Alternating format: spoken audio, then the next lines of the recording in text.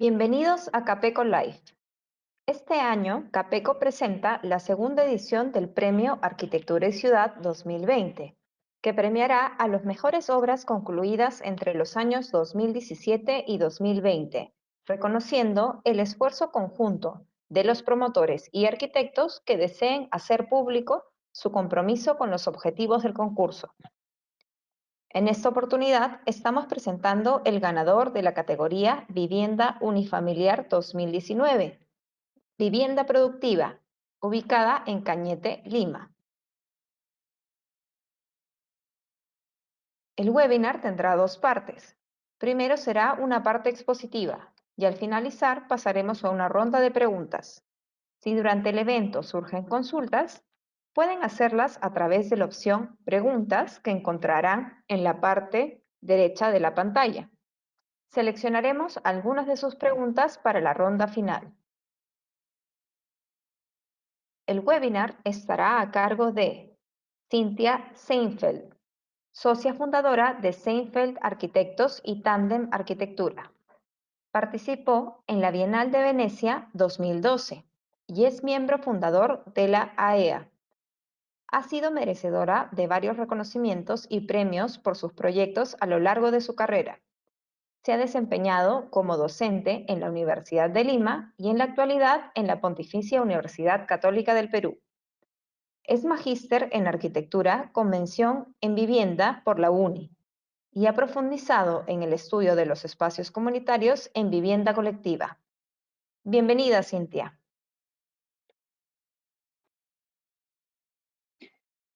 Hola, ¿qué tal? Bueno, hola con todos, gracias por la audiencia y agradecer realmente a Capeco por el concurso Arquitectura y Ciudad. Me parece importantísimo visibilizar el papel de la arquitectura en la ciudad, no solamente la calidad misma de la arquitectura, sino su rol dentro de la ciudad.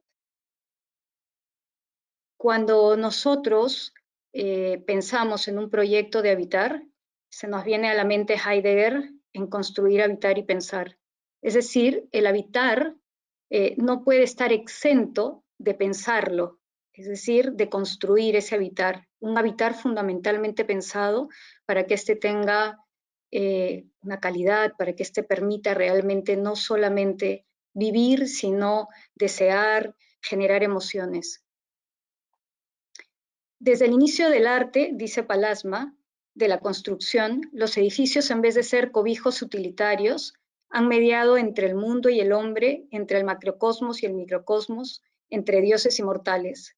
La arquitectura ha contribuido significativamente a la experiencia humana y a la comprensión del mundo. Los edificios han sido construcciones metafísicas y mentales, una especie de mandalas espaciales, al tiempo que han desempeñado las tareas prácticas encomendadas.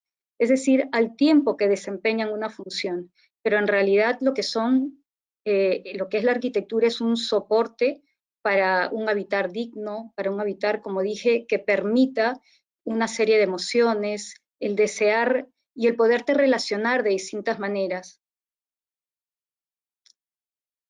López Soria, profesor mío de la maestría, dice: transportamos con nosotros los componentes naturales, inesperados y humanos del espacio. La relación del hombre y el espacio no es otra cosa que el habitar esencialmente pensado. Presento la Casa Productiva Cañete, que es el proyecto que ganó en Vivienda Unifamiliar, un tremendo honor para nosotros. Participa conjuntamente en este proyecto la arquitecta Michelle Prutsky y el doctor en física Eric Saetone. Es una primera imagen del proyecto cuando todavía no estaba hecho. Si nos vamos a los antecedentes del proyecto, Salomón, con quien trabajaba Lucy, me contacta de tal manera de pedirme si es que podía apoyarlos, porque Lucy había perdido su casa, como pueden verlo en estas fotos, en el terremoto de Pisco del 2007. Para el 2015 todo seguía en ruinas y la familia se había dispersado por diversos lugares. La casa de Lucy quedaba en esta localidad que se llama Nueva Imperial, está en la subida hacia Lunahuaná. Es fundamentalmente un poblado de unas 3 cuadras, que hay casas a ambos lados. De eso se trata el poblado, de casas a ambos lados de este camino, un camino apisonado, donde no hay redes, la urbanidad básicamente no está consolidada, no hay veredas, no hay sombra. Llama mucho la atención. Uno podría pensar que en un lugar tan pequeño, donde vive la gente tan cerca una de otra, la calle estuviera llena de gente relacionándose, niños jugando. Pues esa falta de urbanidad, esa falta de sombra, es la que hace que realmente, básicamente, solamente se saluden. Por otro lado, hacia la parte de atrás del terreno, aparece también una situación interesante, es un pequeño riachuelo que pasa por atrás, y veremos cómo esto juega un papel importante dentro de la memoria de la familia. Cuando nos enfrentamos a este proyecto, en realidad pensamos que era importante 2 estrategias fundamentales: las sostenibles en diversas acepciones, ahora las vamos a explicar, y unas estrategias más bien espaciales que tienen que ver con tejer relaciones. Dentro de las estrategias sostenibles, primero pensamos que esto tenía que ser una vivienda productiva, es decir, cuando Lucy dejara de trabajar en Lima y se fuera a radicar más bien a su tierra, ella tenía que poder subsistir, digamos, y lo que pensamos es que lo ideal sería que la casa le permitiera una serie de actividades. Por otro lado, debido a las dificultades económicas, el proyecto fue desarrollado para construirse en etapas, como podemos ver.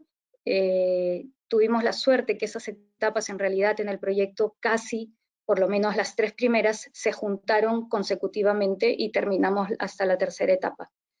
Dentro de estas estrategias sostenibles, es decir, dentro de este pensamiento sostenible con el que el arquitecto tiene que mirar el mundo, entenderlo, y además no solamente entenderlo, sino actuar sobre él con mucha responsabilidad, sabiendo que esta era una zona de pampa con viento, asolamiento positivo.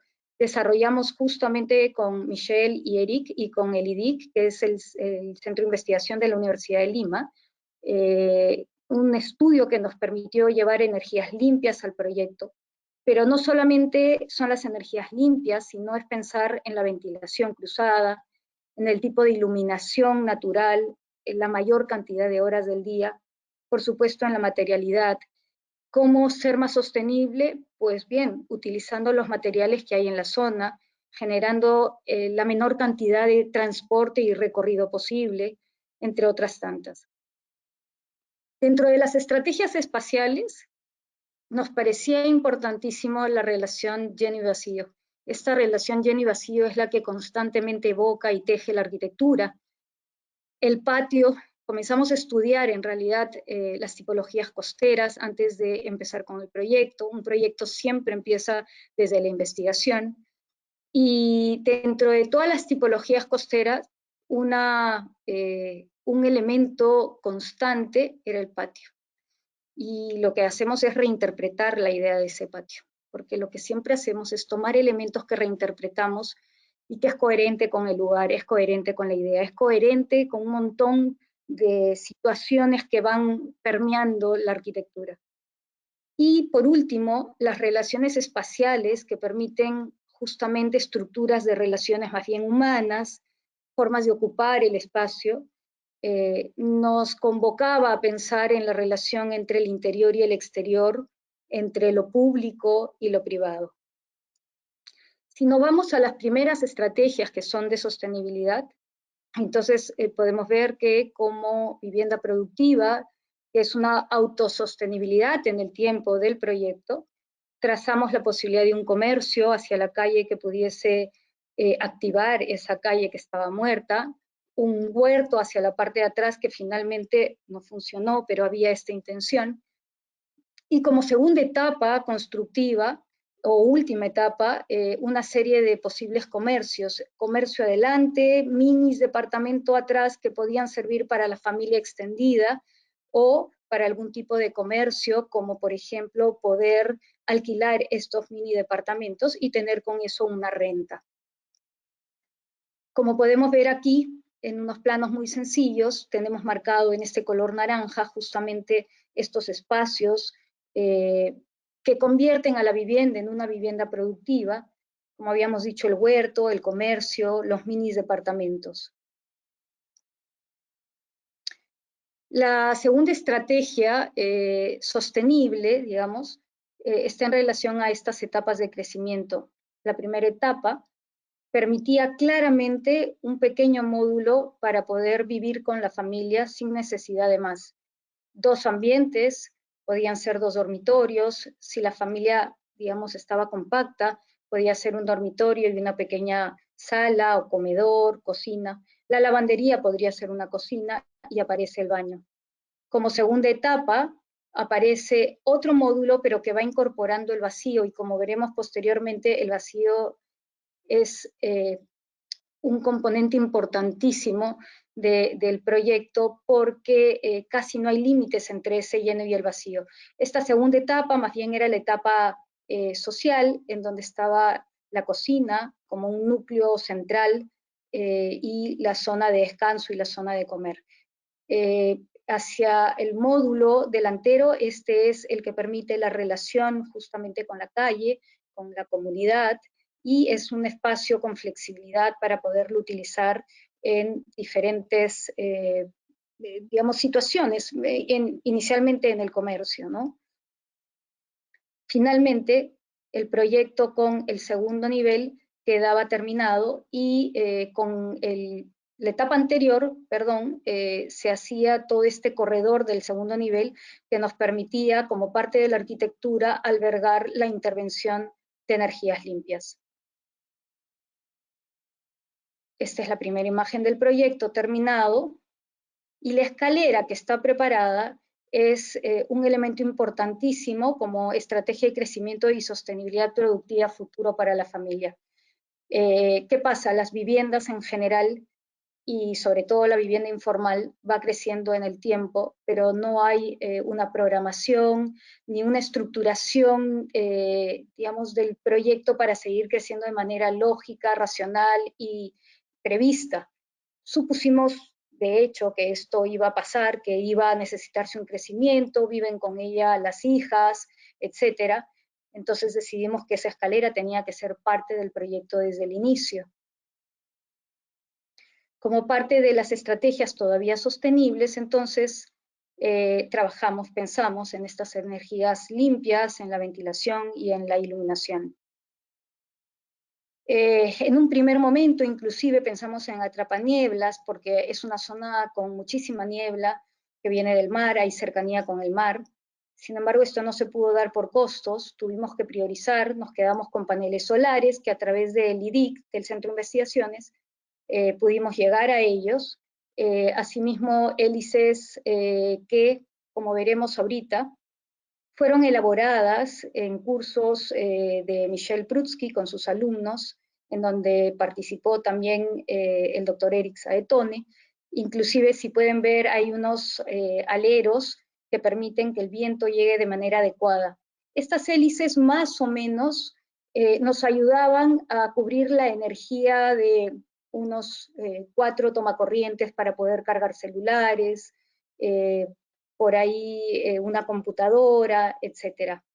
Hay una experiencia muy bonita, una anécdota de Lucy que cuenta que cuando recién se mudó, llegó una noche a su casa y muchas veces durante el mes, probablemente una vez a la semana, hay apagones. Pues ella se encontró con los apagones, pero ¿cuál fue su asombro cuando alrededor de su casa habían más o menos 20 personas? Porque la única casa que estaba iluminada era la suya, y la gente no entendía por qué. Y entonces le comenzaron a preguntar, y ella en realidad se moría de la vergüenza de ser la única que lo tenía, así que se escabulló, pero la realidad era pues que estas energías limpias la ayudaban a sobrepasar de mejor manera todas estas situaciones y carencias que tiene el poblado. logramos que nos proporcionaran botellas y con tuberías de cobre armamos una pequeña terma que nos ayudaba con la ducha de uno de los dos baños que habían. El diseño empezó con un solo baño, que era la idea, pero bueno, después todos nos emocionamos un poco, Lucy se emocionó y quiso sacar 2 baños. La terma fue hecha en realidad con la ayuda de Eric y de Michelle. Al interior de esta caja que ustedes ven hay una batea con una serie de implementos que ayudan a mantener caliente el agua y pasan directamente a la terma. Pero también era importantísimo resolver la ventilación cruzada. Como podemos ver acá, los espacios se van abriendo en ventilación cruzada. Inclusive si podemos ver, el clima es tan benévolo que no se requiere cerrar y no se ha cerrado los espacios sociales de la casa, solamente los espacios más privados. Y dentro de la importancia de esta bioclimática y de lograr digamos, la calidad térmica más amigable y amable en el proyecto, todo el vacío es trabajado con esta sombra que permite llevar al mínimo este límite, un límite muy, muy fino entre lo que es el interior, el exterior, el lleno y el vacío, de modo tal, como veremos después en un pequeño plano Nolly, que el lleno y el vacío básicamente aparecen intermitentemente y permitió extender el área útil de toda la casa hasta ocupar básicamente todo el lote, pero sin necesidad de gastar en cubrir con un sistema constructivo que fuese más caro, como lo es el aligerado, en vez de, digamos, de estas costuras o de estos tejidos de caña. Dentro de las otras estrategias espaciales, se presentaba la relación de lo público, es decir, la calle con la vivienda, que es lo privado, del interior con el exterior dentro de la vivienda y del lleno y el vacío, como ya hemos venido conversando. Hay un acto absolutamente consciente de vaciar el lleno para generar estos vacíos, vale la redundancia. Entonces es una suerte de esculpir para abrazar el espacio, para generar espacios, espacios de convivencia, espacios de interacción. En esta relación público-privado nos preguntábamos cómo podíamos lograr esta relación con la calle que estaba básicamente perdida o posiblemente nunca lo hubo. Entonces comenzamos a trabajar con Lucy, Salomón nos ayudó muchísimo, él tenía una visión clara que había que hacer algo en estas circunstancias y por otro lado le enseñaba a Lucy a escuchar a los arquitectos, cosa que para mí fue algo gratísimo. Le propusimos a Lucy que si ella daba un pequeño espacio a la ciudad y que no lo perdía además, le permitiría cerca a este espacio que se ve adelante, que es el comercio, sacar probablemente una banca, poder poner una mesa para que ella pudiese servir comida en venta, o sea, cuando hubiese un restaurante, que era una de sus ideas.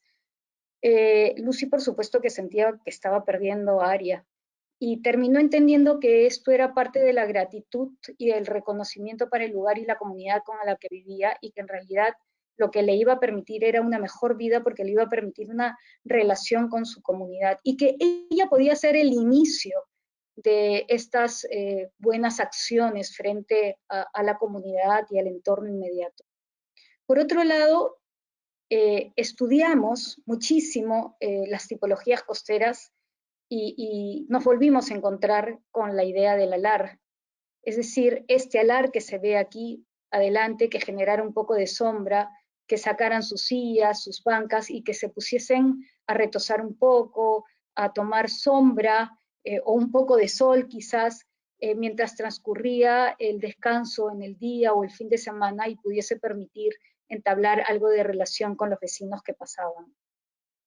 Por otro lado, también le planteamos a Lucy otra situación que fue también compleja de que nos entendiera, pero finalmente logramos este cometido y fue que en vez de cerrarnos completamente hacia la calle, tuviésemos este cerramiento que se ve atrás de como la foto del lado derecho, este gran portón, pero absolutamente traslúcido, además con, como dije, con una artesanía básicamente que se hace en la zona, que es estos juncos o cañas tejidas. Pero hay una translucidez tal que si ustedes pueden ver en la parte de atrás hay una ventana, que acá la vemos, este es ese patio, de tal manera que cuando la ventana en la noche está prendida, se permite que las actividades que hay dentro de la casa se proyecten hacia el exterior, se proyecte esta luz de modo tal que la calle, como decía Jane Jacobs, se vuelve hace 70 años, se vuelve una calle amable, una calle segura, las casas se convierten en lo que ella llamaba los ojos de la calle, y es esta actividad y esta proyección de cuando uno se siente seguro en su casa que permite que se proyecte hacia la calle y hace que la calle tenga una interacción distinta. Por otro lado, nos interesaba la relación que se establecía entre el riachuelo que les he comentado en la parte de atrás y que se ve en la foto derecha, con respecto a la calle, y esta opacidad que ya la habíamos visto en la parte delantera, pues también fue trabajada en la parte de atrás. Como pueden ver, se genera una relación con el riachuelo, suele pasar cierta gente por ahí, y además también hicimos una bajada de tal manera que pudiesen bajar cuando quisieran y disfrutar del riachuelo. Y es que el riachuelo tiene eh, un tema muy fuerte en la familia, y esta es la memoria familiar. Las hijas de Lucy jugaban en el riachuelo. Y cuando nosotros comenzamos a indagar un poco en los sentimientos de ellos, qué significaba para ellos el haber perdido la casa, no tenerla durante 8 años, cómo vivían, cuáles eran las relaciones que ellos establecían, para nosotros siempre que empezamos un proyecto, eso es sumamente importante, porque las relaciones espaciales que establecemos en todos los proyectos están en relación a esta memoria, ya sea una memoria colectiva, una memoria familiar, hasta una memoria personal. Es importantísimo como una forma de tejer y de entender y de plasmar el proyecto para posibilitar formas de ocupación, formas de relacionarse. Esta es una de las intenciones que tenemos con el proyecto. Desgraciadamente intentamos varias fotos y no se logra ver, pero hay una relación de una secuencia de ventanas, es decir, una serie de vanos tridimensionalmente colocados en profundidad, que cuando todas las cortinas están abiertas, permite ver desde la calle hasta el riachuelo. Esto es un pequeño guiño dentro del proyecto, como un recordatorio de esa relación tan importante que se establece entre la comunidad y el río. Por otro lado, les comentábamos que hicimos exhaustivos estudios sobre las tipologías costeras, ya sea en el norte, en el centro o el sur, aparecía siempre el patio. Sin embargo, el patio, generalmente un patio vestibular, pensamos cómo este debería ser reinterpretado para jugar un papel importante dentro del proyecto. Decidimos que este patio debía ser una serie de patios intermitentes, secuenciales, en una relación muy estrecha entre lo construido y el vacío. De modo tal, como les expliqué, que hubiese la ocupación total del lote, dada las características tan benevolentes del clima. Hacemos este acto de vaciar, de esculpir el vacío. Acá podemos ver ese plano de Noli que les comenté, en donde se ve esta relación entre lleno y el vacío y cómo se va ocupando en la posibilidad de uso, no solamente un uso funcional, vale la redundancia, sino también esos deseos y emociones para las relaciones que les comentaba que siempre intentamos establecer. Acá tenemos un planito que a grosso modo podemos entender los dormitorios hacia el lado derecho con las zonas de servicio, la zona en el medio que es más bien más colectiva, si podemos ver baños y cocinas están en una misma línea, de modo tal de abaratar lo más posible el proyecto, todo el sistema húmedo se simplifica de esa manera, y en la parte de adelante tenemos la parte comercial, que es una área bastante flexible, que permite tener dos ambientes. El segundo ambiente se puede incorporar bien sea a la vivienda o bien a la parte comercial, y subiendo las escaleras están las áreas especialmente preparadas arquitectónicamente para recibir todos los dispositivos bioclimáticos para la intervención de energías limpias, así como los mini departamentos y la posibilidad adelante de un depósito, una zona comercial. Estos cortes, sobre todo el de arriba, dice mucho de nuestras intenciones a la hora de abordar un proyecto. Estas relaciones que intentamos siempre lograr, las relaciones entre los niveles, esta posibilidad de mirar a través de una serie de ventanas en profundidad, de una serie de vanos en profundidad, el trabajo de transparencias, siempre que lo podemos lograr, hay un fuerte rechazo y un fuerte estigma frente a esta situación, dado que siempre se piensa que si uno deja verse hacia el interior, probablemente se está vulnerando su seguridad, cuando en realidad eso no es así, lo sabemos perfectamente, como lo hemos explicado. Acá podemos ver las relaciones que establecemos entre el lleno y el vacío, entre el interior y el exterior. Ese lleno y el vacío está absolutamente relacionado en la conformación entre el interior y el exterior, que casi como que se confunden, como se puede ver aquí, ¿no? El hecho de que el exterior, el vacío, reciba esta sombra, hace que básicamente haya una continuidad entre la posibilidad del interior y el exterior, del lleno y el vacío, como podemos ver. Estos son los patios que van apareciendo intermitentemente, son patios distintos.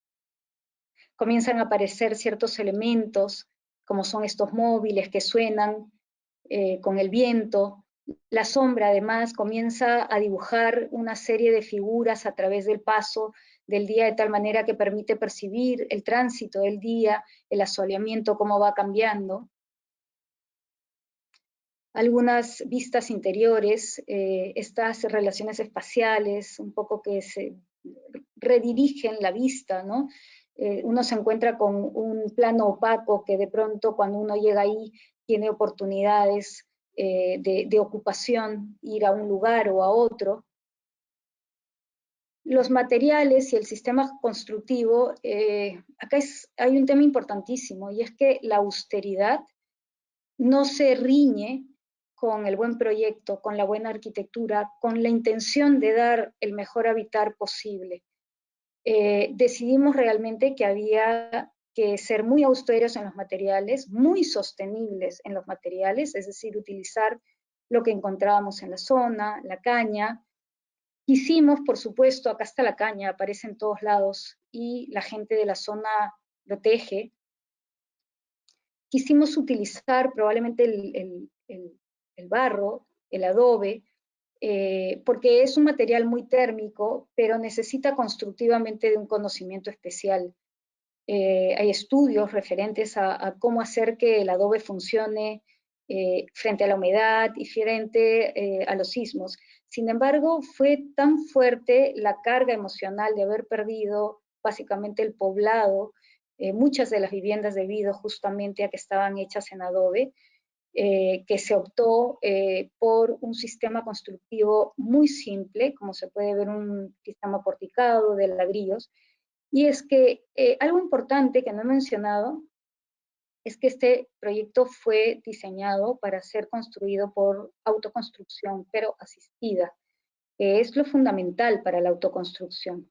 Es decir, la familia de Lucy debía de verse involucrado en la construcción y asesorado por una persona de la comunidad que conocía de construcción, y por supuesto por la asesoría que nosotros como profesionales periódicamente les dábamos a ellos. Entonces decidimos, además Salomón ayudaba muchísimo con el tema de los materiales, y había que ser coherente con todo este esfuerzo que se estaba haciendo, ingenieros apoyando, en fin, fue un trabajo magnífico, maravilloso, y había la conciencia. Entonces aparecen los materiales en su verdadera dimensión. El piso es un piso muy sencillo de cemento, con piedra de la zona, la caña. Las puertas las encontramos en la zona. La cocina fue llegando por partes de muebles que fuimos armando. El baño, salieron parte del baño de un lado, de otro lado. En fin, fue una experiencia que en ese sentido fue un trabajo conjunto de pensar a dónde metíamos nuestras fichas. Conjunto, por supuesto, entre profesionales, Salomón y Lucy. Después de terminar el proyecto, y ahora más que nunca, cómo se ha visibilizado el déficit habitacional, pero no solamente el déficit cuantitativo, sino cualitativo, hace pensar en toda esta problemática nacional y en cómo tenemos que pensar que con poco, con los recursos que inclusive el Estado pueda dar a nivel económico, hay que pensar en calidad. Y hacia ahí hay que ir. Y hay que procurar eso. Y hay que trabajar para que los constructores entiendan esto y trabajen de la mano con nosotros.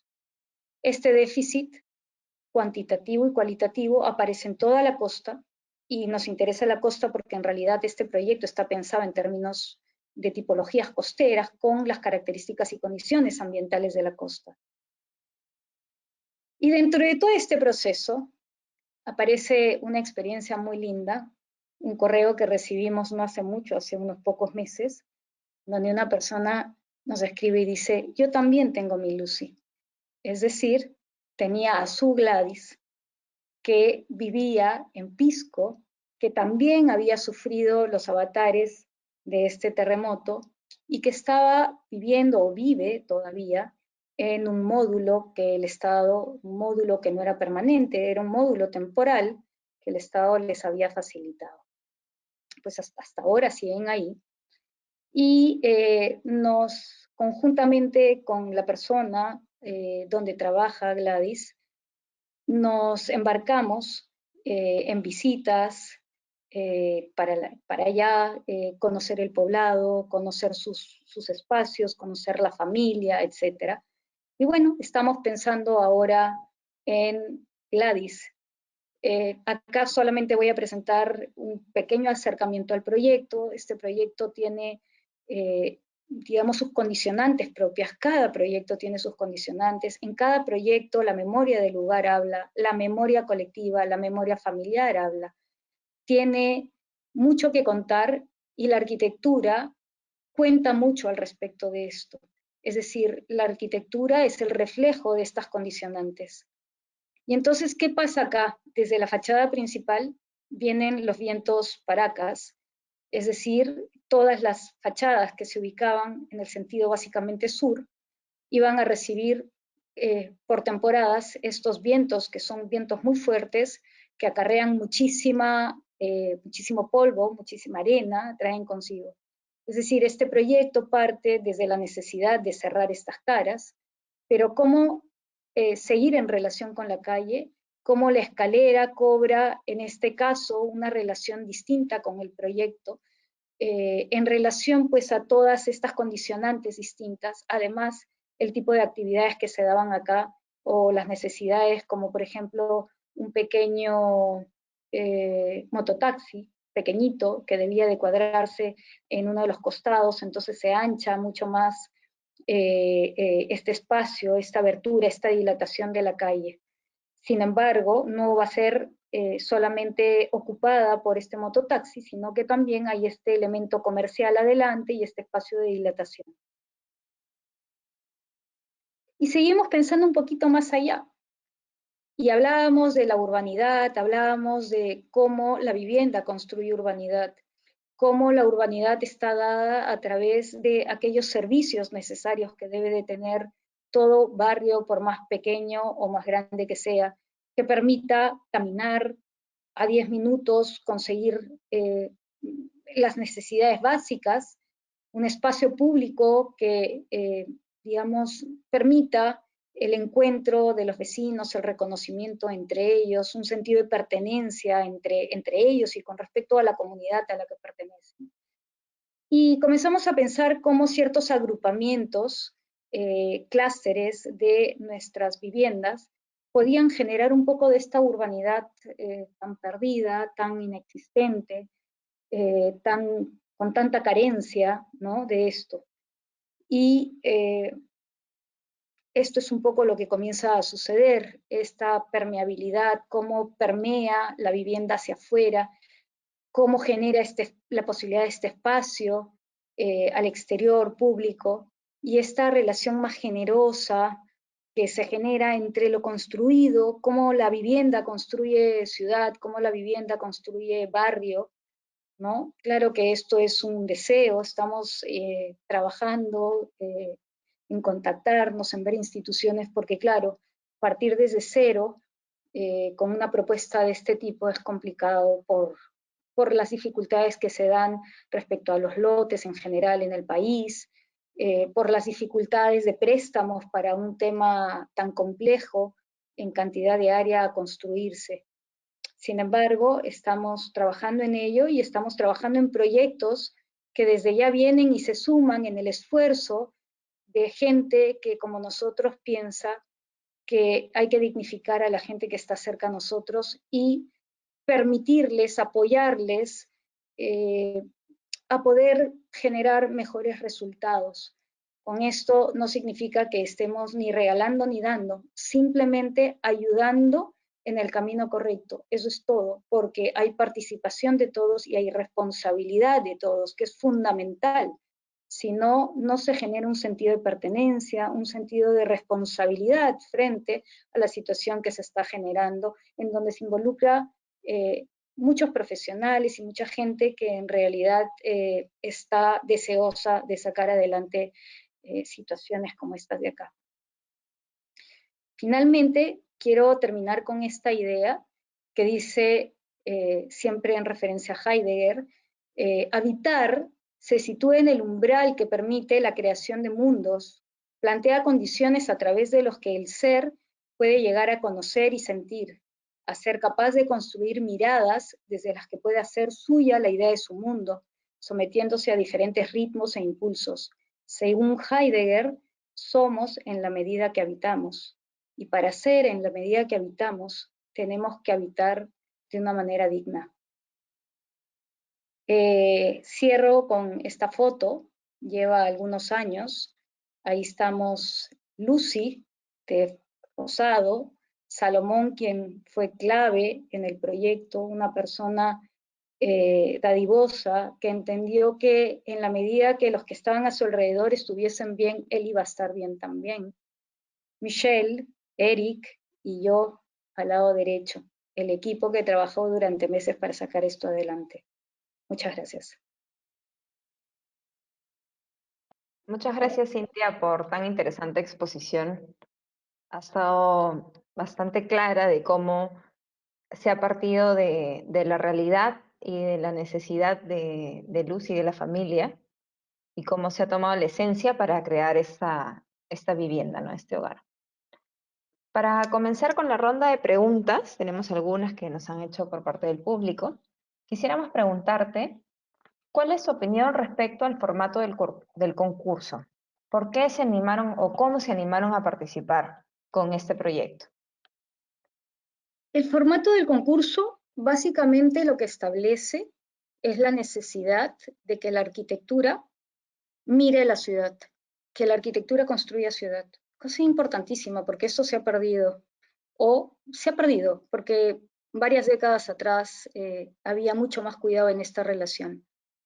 Y es una situación que no vamos a tener ciudad mientras que la arquitectura no le sume a la ciudad, la arquitectura no esté pensada en términos de esa relación.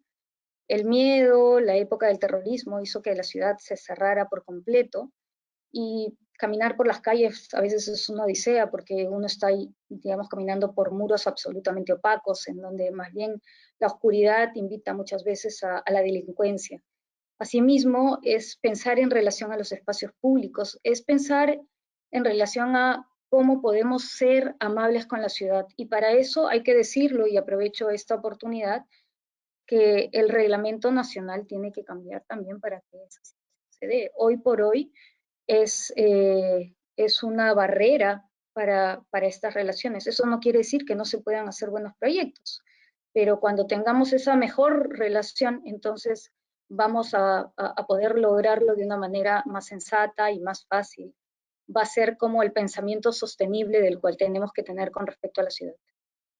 Claro. Tenemos algunas preguntas y varias van más o menos por la misma línea.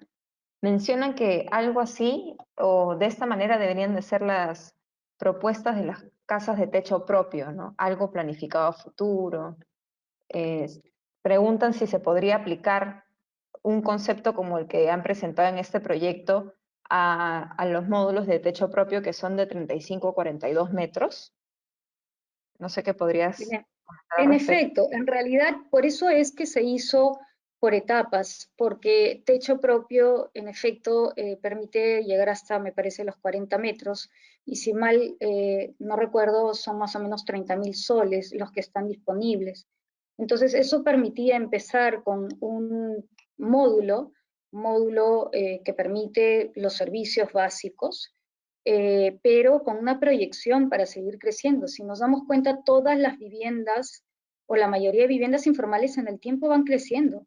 Y van creciendo porque la familia va construyendo, porque hay necesidades, porque se va sumando a la familia extendida, probablemente el hijo que se casó y que ahora tiene otros hijos, o los padres que ahora son abuelos y que más bien la casa la ocupa los hijos más jóvenes, en fin. Entonces, por supuesto, esto es una posibilidad de proyecto de baja altura, pero de una mediana y probablemente alta densidad, si se densificara un poquito más, que podría hacerse, ¿no? Es una posibilidad, y es una posibilidad bastante latente, sobre todo, por ejemplo, en ciudades al norte, donde la tierra todavía es más barata, donde hay más terrenos y más terrenos saneados, por ejemplo, ¿no? Porque importante también es que estos proyectos no vayan a parar a una periferia que no tenga ningún tipo de red de urbanidad, en donde para salir de ahí tienen que recorrer 2, 3 horas. Estamos viendo los tremendos problemas que se están visibilizando ahorita, de la necesidad de poder llegar a todo en una bicicleta o caminando. Y esto solamente es una llamada de atención, porque el que haya este tipo de problemáticas como el COVID, no son los únicos problemas que se ven o que digamos, hace reaccionar frente al tema, pero esto es tan fuerte que visibiliza de una manera que no hemos querido ver antes. Sí, efectivamente, ahora estamos pensando las cosas diferentes, ¿no? Como de repente lo que antes era solo la vivienda, ahora se vuelve tu propio espacio de ocio y tu espacio familiar y cumple muchas funciones, ¿no? Que por ejemplo en este tipo de proyectos se puede ver, ¿no? Cómo la parte social de la parte de adelante ahora puede cumplir diferentes roles también. En efecto, y es como debería de ser toda vivienda, por más chica, por más precaria, por más austera, la austeridad, y yo vuelvo a repetir, no es sinónimo en ningún caso de mala calidad. Muy por el contrario. Llegar a una situación de austeridad es porque tienes que haberlo pensado muy bien en términos de cómo gastar tus recursos y gastarlos de la mejor manera posible. Perfecto. Tenemos una pregunta adicional que menciona cuál consideran que son los factores más importantes a la hora de diseñar un espacio de vivienda. ¿Cree que son los mismos factores aplicables en un departamento de ciudad y en una casa fuera de la zona urbana? ¿O serían diferentes estos factores? Miren, acá hay una diferencia entre lo que se hizo con Lucy y un proyecto de departamentos o un proyecto de casas en la periferia, digamos, porque en la casa de Lucy había una familia detrás de esto. Había una cara latente y necesidades, ¿sí? Entonces, de alguna manera, esto permitió identificar, por ejemplo, cómo jugaba un rol importantísimo la memoria familiar, sobre todo en una situación tan dramática como perder la casa en un terremoto y vivir 8 años sin ella, ¿no? Entonces, eso es diferente al trabajo que se hace cuando se trabaja con departamentos o con casas a modo de condominios, digamos, que por cierto, ojalá y estos condominios pudiesen abrirse hacia la ciudad y permear hacia la ciudad su actividad, cosa que por ahora no sucede porque estos condominios y estos departamentos se cierran de modo tal que solamente ingresan, es una población muy particular la que vive dentro, la que puede gozar de esto. ¿Qué es lo que pasa? Ahí lo que hay que hacer es que estas viviendas sean lo más flexible posible, de tal manera que haya la posibilidad de, digamos, adaptarla de la manera como la familia lo va necesitando. En este sentido, por ejemplo, en muchos países se utilizan cerramientos de drywall que permiten estos movimientos y que todavía acá no se entiende mucho. Se entiende como un material muy austero, muy precario y la gente no lo siente como parte de un avance económico en su inversión. Pero es importante pensar en esa flexibilidad. Permitiría que la familia, conforme se va moviendo, va cambiando, también pueda irse ajustando su vivienda, ¿no? Claro. Bueno, solo, Ahora, otro tema, perdóname un minutito que te interrumpa, otro tema bien importante dentro de estas construcciones o de estos planteamientos que hay, que generalmente son mi vivienda, techo propio también, son los espacios que se generan entre las viviendas. Las viviendas se han visto reducidas al mínimo necesario en área. Muchas veces hay gente que viene del interior y está acostumbrada a vivir en terrenos mucho más grandes, en áreas más grandes, probablemente autoconstruidas, pero más grandes. Los espacios que se generan entre los edificios, en este caso, son fundamentales porque permiten realmente que haya una relación y una posibilidad de uso en espacios públicos que no son públicos del todo, son espacios que están cerrados porque no tienen conexión con la ciudad, pero sí juegan un papel de sociabilización importantísimo entre la gente y por lo tanto estos tienen que tener las características en el diseño para generar un sentido de pertenencia al barrio, a la comunidad, ¿no? claro, claro. Bueno, muchas gracias, Cintia. Solo nos queda felicitarlos a todos los profesionales que han contribuido en el diseño de esta vivienda, ¿no? En donde, como mencionó el jurado calificador, se valora la sensibilidad para entender la tipología y la materialidad vernácula, ¿no? Muchas felicidades para todos ustedes que ganaron el premio el año pasado. Y para todos los que nos han acompañado en este evento, a todos los participantes de este evento, los invitamos a pensar que si sus proyectos impactan positivamente en la ciudad, los invitamos a que participen en el Premio Arquitectura y Ciudad de este año 2020, que está dirigido, como ven en pantalla, a arquitectos, proyectistas y promotores inmobiliarios de la edificación, ¿no? Que la arquitectura impacte en la ciudad es lo que nosotros estamos promoviendo. Las bases las pueden encontrar en la página web www.pac.pe y si, por favor, los invitamos a que nos sigan en nuestra red social de Facebook como Premio Arquitectura y Ciudad. Ahí van a encontrar toda la información de estos eventos que hemos venido realizando con los ganadores del año pasado, los próximos eventos y toda la información sobre el premio. Muchas gracias, Cintia. Gracias a ustedes y gracias por el esfuerzo de Capeco. Muchas gracias. Y con todos los participantes, hasta la próxima.